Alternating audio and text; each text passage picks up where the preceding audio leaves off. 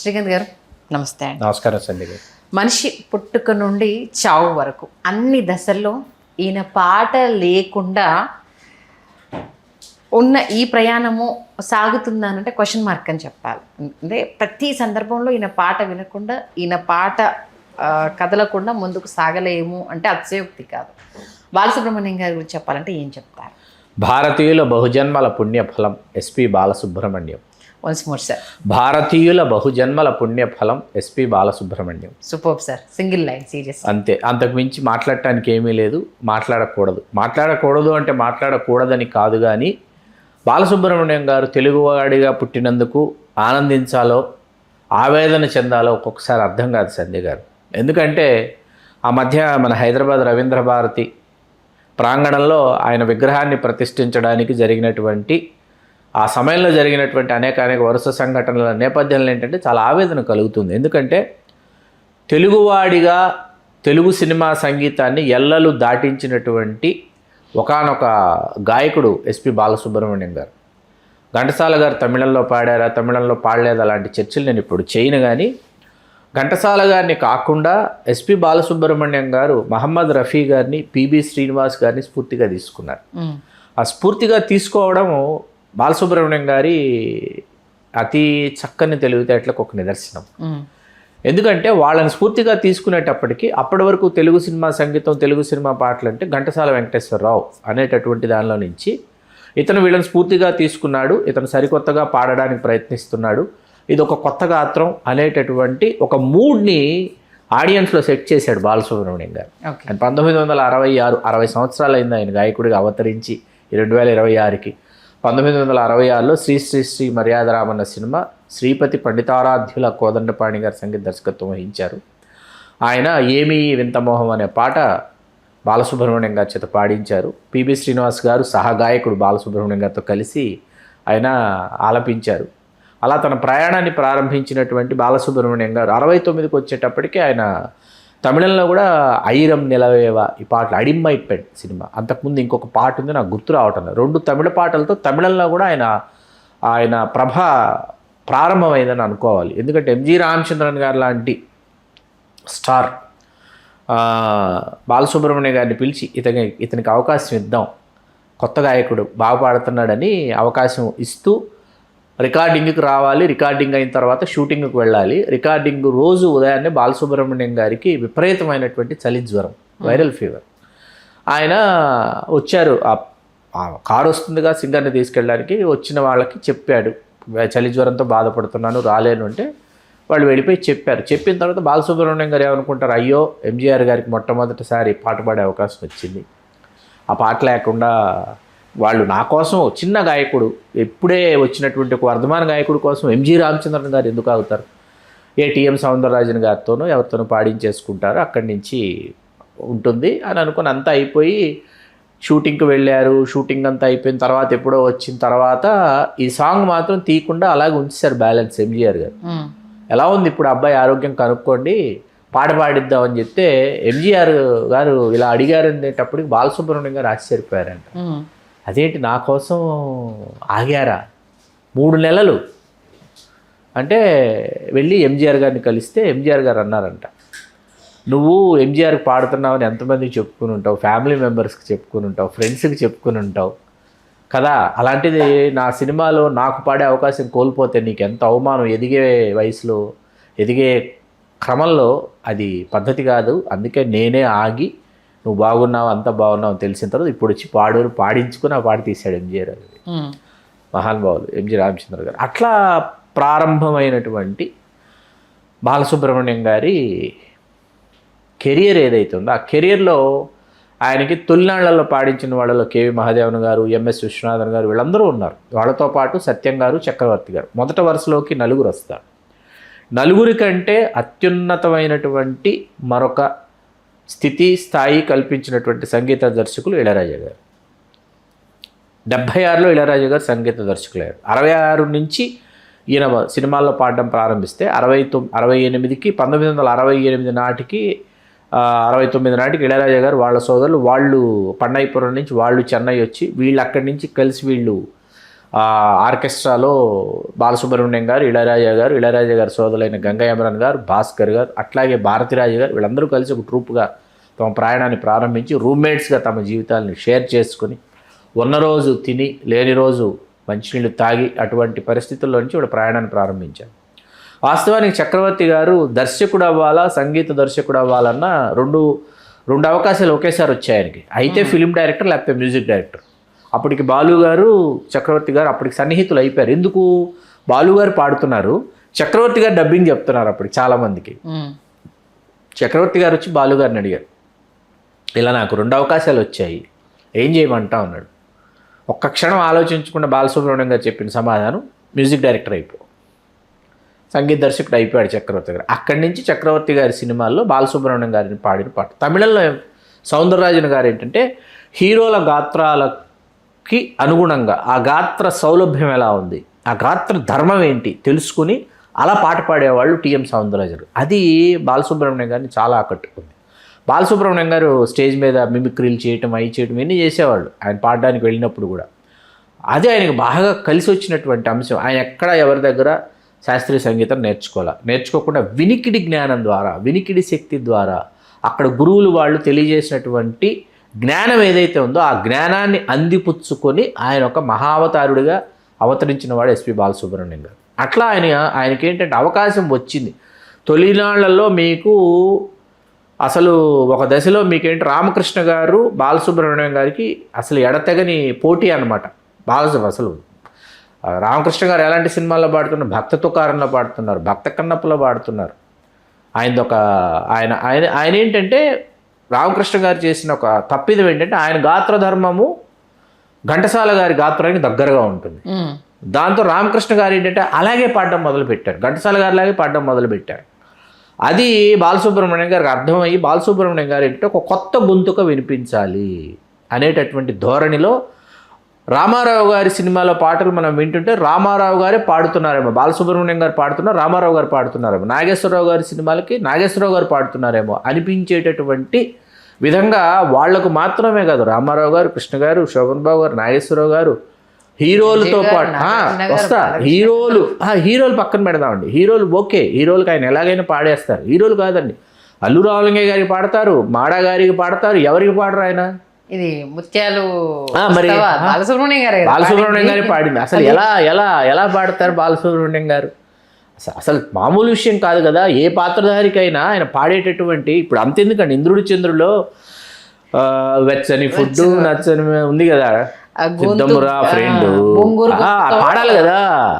మీకు నచ్చిన ఫుడ్, వెచ్చని బెడ్, ఆ పాడడం అనేది అది ఫస్ట్ ఆడియో వచ్చేసి ఆడియోలో వింటున్నప్పుడు ఏంటి మేమందరం ఏమనుకుంటున్నాం అంటే చూడకుండా ఎక్కువ ఆడియో క్యాసెట్ ఇళయరాజా గారి పాటలన్నీ ఎక్కువలో వచ్చేవన్నమాట. వింటూ కమలాసన్ గారు పాడారేమో, కమలాసన్ గారు అలాంటి ప్రయోగాలు చేస్తున్నారు. ఒక రాధా ఇద్దరు కృష్ణలో పాట పాడాడు అప్పటికి ఇళయరాజా గారు సంగీతం, రాధా నీకెందుకు ఇంత బాధ అని చెప్పేసి పాడాడు కదా. అలా పాడడం ఇది కూడా చూస్తే ఎస్పి బాలసుబ్రహ్మణ్యం అని ఉంది. That is Balasubrahmanyam. సంగీతం రాకుండా, సంగీతం నేర్చుకోకుండా శంకరాభరణం మొదట మంగళంపల్లి బాలమురళీకృష్ణ గారి దగ్గరికి వెళ్ళి పాడిద్దామని అనుకున్నారు. కానీ మనం వెళ్ళి బాలమురళీకృష్ణ గారికి, ఎందుకంటే బాలమురళీకృష్ణ గారు అప్పటికే కర్ణాటక సంగీతాన్ని శిఖరం మీద ఉన్నారు. ఆయన చేత మనం ఆయనకి చెప్పి ఇలా కావాలండి, ఇలా పాడాలండి, గమకాలు ఇలా ఉండాలండి, సంగతులు ఇలా వేయాలండి అని ఎలా చెప్తాం బాలమురళీకృష్ణ గారికి? చెప్పలేం కదా ఒక సంగీత విద్వాంసుడి దగ్గరికి వెళ్ళి ఇప్పుడు ఇలా అనండి, ఇప్పుడు ఇలా పాడండి, ఇప్పుడు టేక్ తీస్తున్నాం అని అనలేరు. అంటే పొహళేంది గారు, మహాదేవన్ గారి సహాయకులు ఎవరైతే ఉన్నారో, మహాదేవన్ గారు అప్పు అని ప్రేమగా పిలిచారు. పొహళేంది గారు బాలు గొంతులో ఒక జీవం ఉంటుంది, బాలు గొంతులో ఒక ధ్వని ఉంటుంది, బాలు గొంతులో ఒక ఆర్తి ఉంటుంది. అది ఈ శంకర శాస్త్రి పాత్ర ఆలపిస్తున్నప్పుడు కావాలని చెప్పి ఆయన ఈ గమకాలు ఏవైతే ఉన్నాయో, ఈ సంగతులు ఏవైతే ఉన్నాయో, ఇవి క్యాసెట్స్ రికార్డ్ చేసి బాలసుబ్రహ్మణ్యం గారికి వినిపించి పాడించారు, ప్రాక్టీస్ చేయించి పాడించారు. ఆ ప్రాక్టీస్ చేయడం అనేటటువంటి కళలో బాలసుబ్రహ్మణ్యం గారు నిష్ణాతులు. అట్లాగే ఆయన చాలా తొందరగా ఆకలింపు చేసుకుంటారండి. ఏ అంశాన్నైనా చాలా తొందరగా, ఎంత తొందరగా అంటే అంత వేగంతో ఆకలింపు చేసుకొని పాడేటటువంటి ఒకానొక గాయకుడు. ఆయన అమెరికా వెళ్ళినప్పుడు ఈ శంకరాభరణం మ్యూజికల్ నైట్స్ అని, ఆ తర్వాత మ్యూజికల్ నైట్స్కి వెళ్ళినప్పుడు ట్రాక్స్ మీకు కుప్పలు తెప్పలుగా పడుండేటువంటి.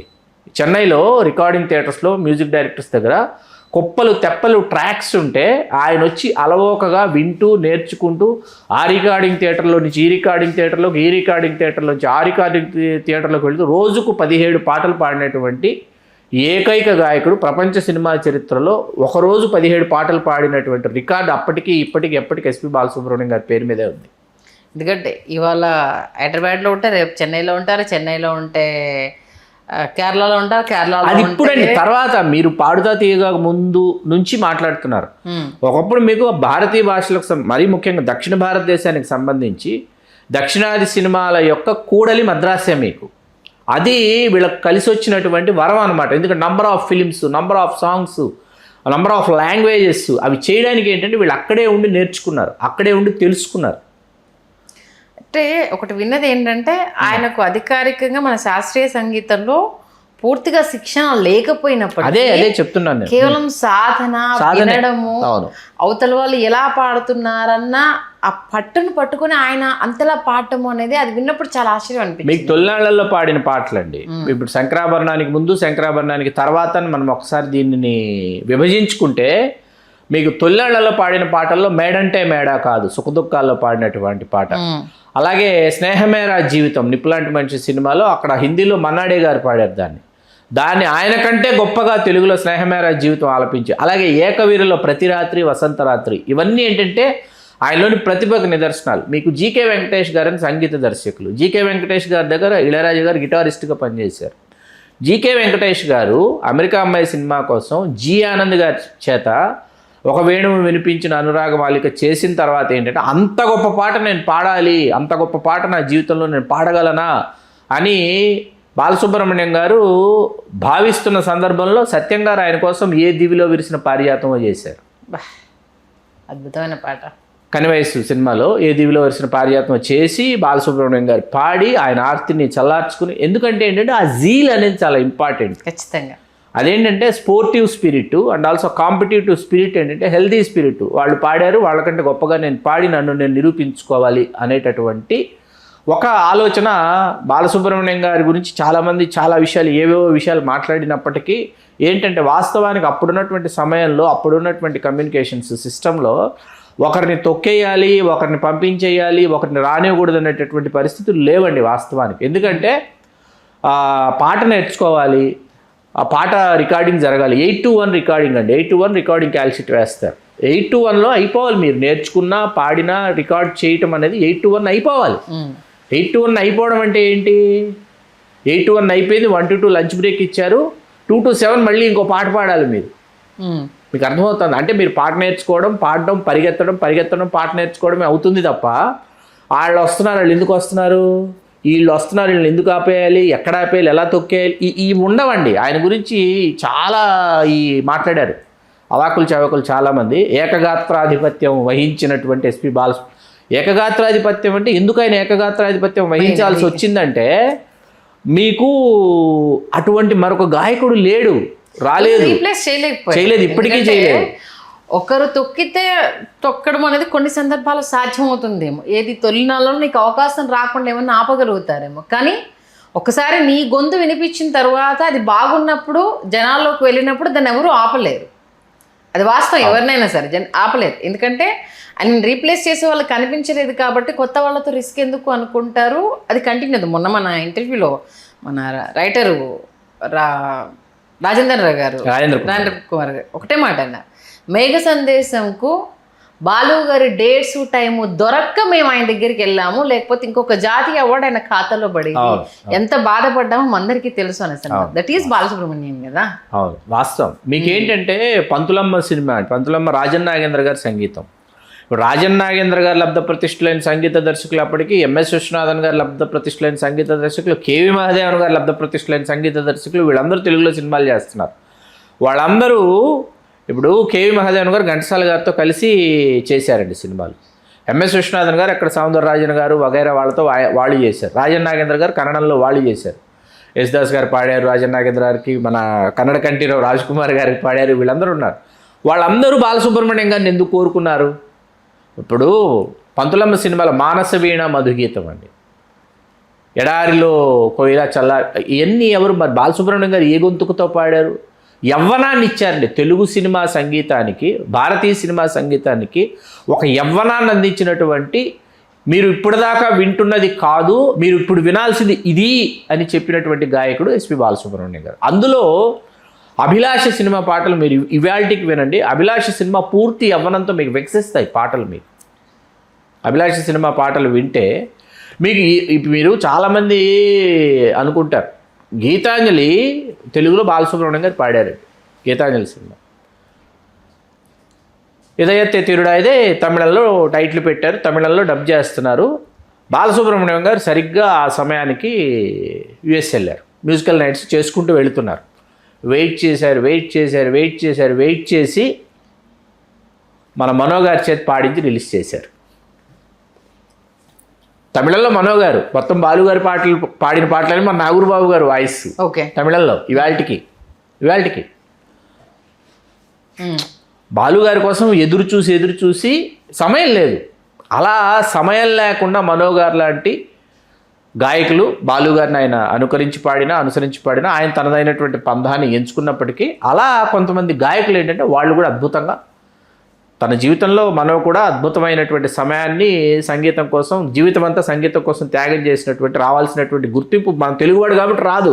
అది మన దురదృష్టం, తెలుగువాడు దురదృష్టం అది. అంటే నాగూర్బాబు గారి చాలా ఇంటర్వ్యూలో చూడడం ఏంటంటే తను పాడిన పాటలు బాలు గారి ఖాతాలోకి వెళ్ళిపోవడం వల్ల నాకు ఆ పేరు రాలేకపోయింది. బాలసుబ్రహ్మణ్యం గారు పాడారు అనేసి నేను పాడిన పాట కూడా ఆయన ఖాతాలోకి వెళ్ళిపోవడం అంటే అది అదృష్టం అనుకోవాలా శాపం అనుకోవాలా కూడా నాకు అర్థం కాలేదు. ఎందుకంటే నా గురువు గారి బ్లెస్సింగ్స్ నాకు వచ్చాయి. ఆయన గొంతును అంటే ఈక్వల్ గా నేను రీచ్ అయ్యానని హ్యాపీ అనిపించింది. బట్ ఇది నేనే పాడానని చెప్పుకుని రావడం నాకు బాధ అనిపించింది. ప్రియా ప్రీతమ రాగాలు మరి మనోయే పాడి, బాబు గారే పాడింది కిల్లర్లో. అలాగే గరాన మొగుల హే పిల్ల కాఫీ బిగ్గీ కంచం మంచం 1/2 ఆయన పాడిందే. లేడీస్ టైలర్ అది కూడా ఆ టైంకి ఇక్కడ బాలసుబ్రహ్మణ్యం గారు దొరకలేదు కాబట్టి నాగూర్బాబు గారితో పాడించిన తర్వాత సేమ్ బాలు గారు పాడినట్టే ఉన్నారు అసలు మన ఆలాపనైనా మనం ఇది విషయం మాట్లాడుకున్నాం. అవును. బాలసుబ్రహ్మణ్యం గారు లాంటి మరొక గాయకుడు జన్మించడం అనేది అసాధ్యం అండి. ఓన్లీ గాయకుడు కాదు, డబ్బింగ్ ఆర్టిస్ట్. అదే వస్తున్నా, అదే అక్కడికి వద్దాం. ఇప్పుడు ఆర్టిస్ట్ అన్నది మీరు పక్కన పెడితే, ఇది సింగర్ అనేది మనం పక్కన పెడితే, కమల్ హాసన్ గారి గొంతుకి బాలసుబ్రహ్మణ్యం గారి గొంతుకి అసలు పోలిక ఉండదండి అసలు. కానీ కమల్ హాసన్ గారి సినిమాలకి బాలసుబ్రహ్మణ్యం గారి డబ్బింగ్ అనేది తెలుగులో మనకు అలవాటు అయిపోయింది. నాకు ఫస్ట్ టైం నేను షాక్ అయిపోయాను సార్, బాలసుబ్రహ్మణ్యం గారు కమల్ హాసన్ గారికి డబ్బింగ్ చెప్తారా అనేసి. అప్పటిదాకా అది కమల్ హాసన్ గారి గొంతు అనేసనే ఆయనకు తెలుగు అన్ని లాంగ్వేజెస్ వచ్చు కదా. తర్వాత ఒక స్టేజ్ పైన రివీల్ అయినప్పుడు ఊహ తెలిసిన తర్వాత ఏంటి బాలసుబ్రహ్మణ్యం గారు కమల్ హాసన్ గారికి డబ్బింగా, అసలు ఆయన గొంతులాగా ఇంత అద్భుతంగా డబ్బింగ్ చెప్పడం, నటించడం. మీకు పక్క ఇంటి అమ్మాయి అండి చంద్రమోహన్ గారు చేశారు ఆ సినిమాలో. చక్రవర్తి గారు చేశారు, బాలసుబ్రహ్మణ్యం గారు చేశారు. వాళ్ళ కోసం చంద్రమోహన్ చేసిన కంటే అసలు చక్రవర్తి గారు బాలసుబ్రహ్మణ్యం గారి కోసం హాళ్ళు నిండిపోయాయి అనమాట. ఆయన పిలక పెట్టేసుకొని తమిళ పంతులు ఆయన జయసుధ గారు కేవలం పాటలు వచ్చిన సంగీత వాళ్ళనే ఇష్టపడాలన్న కాన్సెప్ట్. బాలసుబ్రహ్మణ్యం గారు వెనుకుండి మా చిన్నతనంలో మాకు చాలా ఫేవరెట్ సాంగ్ ఆ సినిమాలో చిలకా పలకవే ఆ కిటికీ తెర పాట ఒకటి. ఇంకోటి పక్కింటి అది పాపులర్ సాంగ్. అది మాకు ఇది ఇష్టం, చిలకా పలకవే ఆ కిటికీ తెరవే అని ఒక పాట ఉంటుంది. ఆ పాట చాలా ఇష్టం. హిందీలో చాలా గొప్ప సినిమా అండి అది. మన మెహమూద్ గారు చేశారు. ఏక్ చతుర్నార్ అని గొప్ప శాస్త్రీయ గీతం ఉంటుంది అందులో. అలా ఏంటంటే అలా కలిసి ప్రయాణించి శంకరాభరణం, సాగర సంగమం, స్వాతిముత్యం, సీతాకోక చిలుక, ఇవన్నీ ఈ సినిమాలు ఏవైతే ఉన్నాయో, సితారా, ఇవన్నీ ఏంటంటే పూర్ణోదయాలు వచ్చినటువంటి సినిమాల ద్వారా బాలు గారికి వచ్చిన ఖ్యాతి కావచ్చు, జాతీయోత్తమ గాయకుడిగా ఆయనకు వచ్చినటువంటి పురస్కారాలు కావచ్చు. అట్లాగే నటుడిగా ఆయన ఏంటంటే పవిత్ర బంధం ఒకటి అండి, అద్భుతమైన పాత్ర. పవిత్ర బంధం ఒకటి, కనీవినెరుగని పాత్ర. మిథునంలో ఆయన ఆ పాత్ర, అపదాస్ పాత్ర అనేది అది సాక్షాత్కరింపజేశారు. ఆ కథలో శ్రీరావణ గారి కథలో ఏ పాత్ర అపదాస్ ఉందో అప్పదాసుని బుచ్చిలక్ష్మిని ఇద్దరు తీసుకొచ్చి ప్రతిష్ఠించారు అన్నట్టు చేశారు. ఆ చిన్నపిల్లల మనస్తత్వాన్ని ఆయన చూపించిన విధానం కావచ్చు, అలక క్యారెక్టర్లు ఒదిగిపోవడం, 2 క్యారెక్టర్లతో సినిమా తీస్తే ఏం చూస్తారు జనాలు అనుకున్న వాళ్ళను ఔరా అనిపించారు. 2 యాక్టర్స్ నటనతో మోస్ట్ భాగం ఇవ్వాలి అని అంటే ఖచ్చితంగా బాలసుబ్రహ్మణ్యం గారికి. ఆ భోజన ప్రియుడు ప్రతి ఒక్క దాంట్లో ఆయన చూపించిన యాక్టింగ్ అనేది అద్భుత. బాలసుబ్రహ్మణ్యం గారికి కూడా మరణానంతరం భారతరత్న ప్రకటించి ఉండాల్సింది, ప్రకటించలేదు. అదొక బాలసుబ్రహ్మణ్యం గారి అభిమానులకే కాదు, భారతీయ సినీ సంగీతానికి కూడా ఒకంత లోటు అని మనం చెప్పుకోవచ్చు. ఓకే, భారతరత్న ప్రకటించి ఉండాలి. అంత క్రితమే పద్మభూషణ్ ప్రకటించిన, పద్మశ్రీ, పద్మభూషణ్, ఆ తర్వాత మరణానంతరం పద్మవిభూషణ్ ప్రకటించారు. దాదాసాహెబ్ ఫాల్కే కూడా ప్రకటించాలి, బాలసుబ్రహ్మణ్యం గారికి ప్రకటించాల. నిర్మాతగా చాలా ప్రయోగాలు చేశారు ఆయన. తమిళంలో చేశారు, తెలుగులో చేశారు, చేతులు కాల్చుకున్నారు, చాలా అయింది పాపం ఆయన జీవితంలో కూడా. కృష్ణ గారితో కొంతకాలం వైరుధ్యాలు వచ్చాయి. రాజ్ సీతారాం గారు కృష్ణ గారికి కొంతకాలం పాడారు, ఆ తర్వాత మళ్ళీ సర్దుకున్నారు. అలా ఆయన ప్రయాణం అట్లా కొనసాగింది. ఎన్ని 4 జాతీయ అవార్డులు సార్? నంది అవార్డ్స్ ఇంకా లెక్కలేదు. అవి దానికి లెక్కలేదు. నంది అవార్డులు, ఫిలింఫేర్లు ఇంకా అవి endless, countless number of awards అన్నమాట. 6 జాతీయ అవార్డులు సార్. పద్మశ్రీ 2001, పద్మభూషణ్ 2011, మరణానంతరం 2021 పద్మవిభూషణ్. కానీ కోవిడ్ వచ్చి మా దేశాన్ని అతలాకుతలం చేసింది. బట్ మనకు అందరికీ ఇష్టమైన మన జీవితాల్లో మనం ఏంటి, మన కుటుంబ సభ్యుడిగా భావించేటటువంటి బాలసుబ్రహ్మణ్యం గారు. ఎందుకంటే శంకరాభరణం విడుదల 25 సంవత్సరాల సందర్భంగా సభలు, సమావేశాలు, సత్కార కార్యక్రమాల్లో బాలసుబ్రహ్మణ్యం గారిని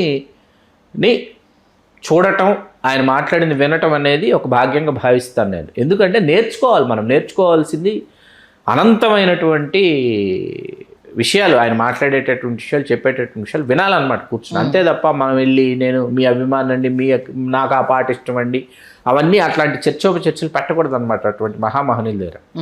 అలా నాకు ఇప్పటికీ గుర్తుంది, మన తెలుగు లలిత కళాతోరణంలో శంకరాభరణం విడుదల 25 సంవత్సరాలైన శుభ సందర్భంగా జరిగిన వేడుక్కి ఏడిది నాగేశ్వరరావు గారు తీసుకెళ్లారు. నన్ను కూడా తీసుకెళ్ళిన తర్వాత నాతోనే ఉండు అంటే నేను ముందు వరుసలో కూర్చొని చూస్తాను కార్యక్రమం అని చెప్పి విశ్వనాథ్ గారు, వేటూరు సుందరమూర్తి గారు, చంద్రమోహన్ గారు తప్ప అందరూ వచ్చారండి. జీవించి ఉన్న వాళ్ళందరూ, చంద్రమోహన్ గారు మినహాయిస్తే, చంద్రమోహన్ గారు చెన్నైలో ఉన్నారు, మిగతా వాళ్ళందరూ వేదిక మీద ఉన్నారు, మంజు భార్గవి గారు అందరూ ఉన్నారు.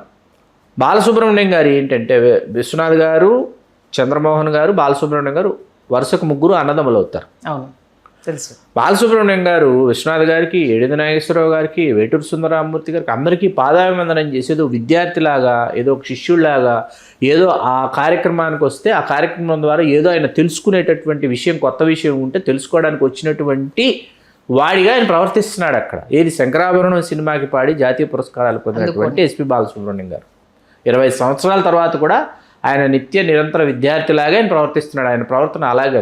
బాలసుబ్రహ్మణ్యం గారి గాత్రంలో ఉన్నటువంటి స్వరసమం అంటారండి, ఆ స్వరసమం వల్ల ఆయన గాత్రానికి ఆ సౌందర్యం వచ్చింది. ఆ భాష కొత్త అందాల్ని అది అందుకుంది, తనను తాను భాష అందంగా తీర్చిదిద్దుకుంది.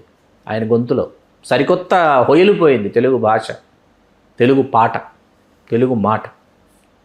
అంటే రాజమౌళి గారు ఒక సందర్భంలో సునీల్ గారితో తీస్తున్న సినిమాలో పరుగులు తీ ఉరుకులు అన్న పాటకు సంబంధించి మర్యాదరామ్ అన్నది, ఇది ఖచ్చితంగా బాలు గారే పాడాలి, బాలు గారు పాడితేనే ఆ పాటకున్న ఆర్ద్రత కావచ్చు, ఆ పదాల ఏంటిది అందం కావచ్చు, ఆ పాటలో ఉన్న ఆ పరుగు కావచ్చు, ఆయన పాడితేనే అవుతుంది, ఎవరు దీన్ని పాడొద్దు అంటూ ఆయనతో పాడించుకోవడం తీసి బాలసుబ్రహ్మణ్యం గారు. తర్వాత మేము 2006లో స్టాలిన్ ఆడియో విడుదల, లలిత కళాతోరణం వేదిక మీదే చిరంజీవి గారి జన్మదిన వేడుకలు.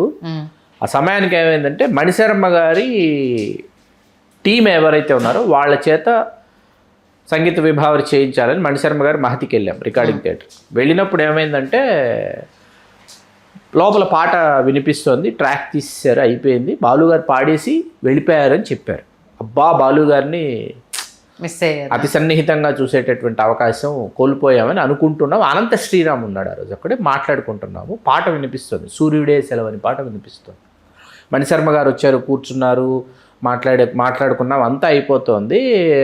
మణిశర్మ గారు చెప్తున్నారు, బాలు గారు బాగా పాడారు, అలా పాడారు, ఇలా పాడారు, అక్కడికి వెళ్ళాలి, చెన్నై వెళ్ళాలి, ఎయిర్పోర్ట్కి వెళ్ళిపోయారంటే బాలుగారు నడుచుకుంటూ వస్తున్నారు. బాలుగారు ఎయిర్పోర్ట్కి వెళ్ళిపోయారని చెప్తున్నాడు, నేను చెన్నై వెళ్ళారు, బాలుగారు వస్తున్నారు లోపలికి. నాకు అర్థం అవ్వాలి. ఇలా వచ్చారు బాలుగారు, వస్తే లేస్తాం కదా, ఇలా లేచేసి వెళ్ళిపోయి అసంకల్పితంగా వెళ్ళి కాళ్ళకు దండం పెడితే ఆయన ఇలా అన్నారు, అయిపోయింది, ఇలా చేతులు కట్టుకొని నించున్నాం, అయిపోయింది. వెళ్ళిపోయారన్నారు, పాట పాడేశారు అన్నారు, మళ్ళీ వచ్చారు. ఏంటంటే బాలుగారు చెప్పిన మాటలు వింటే మీరు ఆశ్చర్యపోతారు సార్. మణి నాకెందుకు ఆ పాట నేను సరిగ్గా పాడలేదనిపించింది, మళ్ళీ ఇంకోసారి పాడటానికి వచ్చాను అన్నారు. పాడిన అయిపోయింది, ఆయనకు వేరే స్కెడ్యూల్ ఉండంగా వెళ్ళిపోయారు, ఎయిర్పోర్ట్కి వెళ్ళిపోయారు. ఎయిర్పోర్ట్కి వెళ్ళిపోయి దారిలో ఆయనకి ఏంటంటే నేను ఇంకా బాగా పాడాలి, నేను ఇంకా బాగా పాడలేదేమో. చిరంజీవి గారి గురికి ఆ పాత్ర ఏంటంటే సూర్యుడే సెలవుని పాట ఆయన హాస్పిటలైజ్ అయిపోయిన తర్వాత వచ్చేటటువంటి పాట. ఆ పాట మీకు జనాల్లోకి ఆ పాట వెళితేనే, చొచ్చుకు వెళితేనే ఆ స్టాలిన్ పాత్ర యొక్క పరమార్థం అన్నమాట. ఇంత ఆలోచించుకొని వెనక్కి వచ్చేసారు. వెనక్కి వచ్చి నేను మళ్ళీ పాడతానన్నారు. దట్ ఈజ్ ఎస్పి బాలసుబ్రహ్మణ్యం గారు. అందులోనూ చిరంజీవి అంటే అమితమైన అభిమానం. మొట్టమొదటి బిరుదిచ్చింది ఆయనే కదా, నట భాస్కర్ అనే బిరుదిచ్చింది చిరంజీవి గారికి బాలసుబ్రహ్మణ్యం. ఇప్పుడు ఏ సందర్భం వచ్చినా ఆయన గురించి చెప్పకుండా ఆ సభ క్లోజ్ అవ్వదు పూర్తిగా. ఎంతమంది డాన్సర్స్ ఉన్నా చిరంజీవి గ్రేస్, చిరంజీవి యాటిట్యూడ్ అది ఎవరికి రాదు. కమల్ హాసన్ గారు డాన్సరే కాదని అనట్లే, కానీ ఈయనలో ఉండే గ్రేస్ ఆయనకి ఎప్పటికీ రాదు అనేసి అని ప్రతి సందర్భంలో చెప్పడము. ఆయన అన్నయ్య అని పిలిచే అతి కొద్ది మందిలో బాలసుబ్రహ్మణ్యం గారు, చిరంజీవి గారి విషయంలో అన్నయ్య అని పిలిచే అతి కొద్ది మందిలో బాలసుబ్రహ్మణ్యం గారు ఉండడం, ఇంత అనుబంధం వీరిద్దరి మధ్య అనిపిస్తూ ఉంటుంది. అలాగే అండి, తర్వాత సంగీత కార్యక్రమాలు ఆయన రూపొందించి టీవీ మాధ్యమాల ద్వారా ఆయన చేసినటువంటి సేవ, అది దాని గురించి ఎంత చెప్పినా తక్కువే అవుతుంది.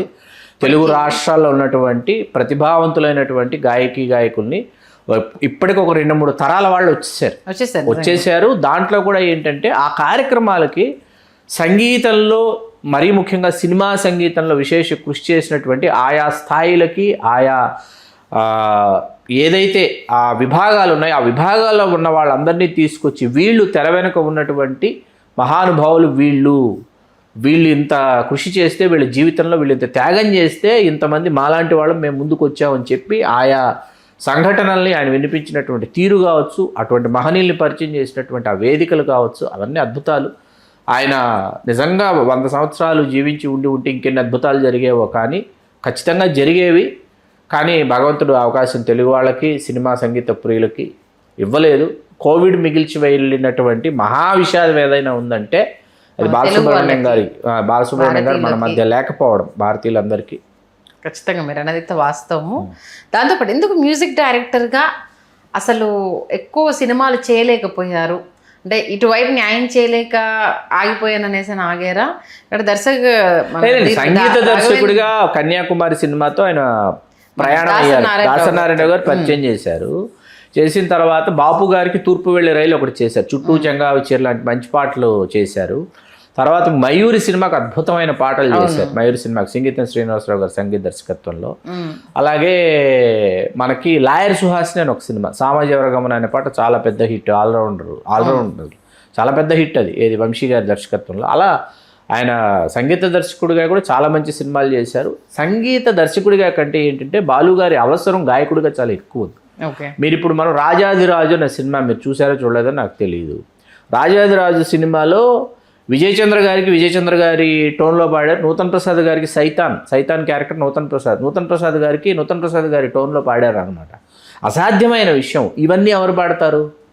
ఇప్పుడు అక్కడ చక్రవర్తి గారు చేసినా, మహాదేవన్ గారు చేసినా, ఇళయరాజా గారు చేసినా, సత్యం గారు చేసినా, ఎవరు సంగీత దర్శకత్వం వహించినా, ఇటు తెలుగు కావచ్చు, ఇటు తమిళంలో కావచ్చు,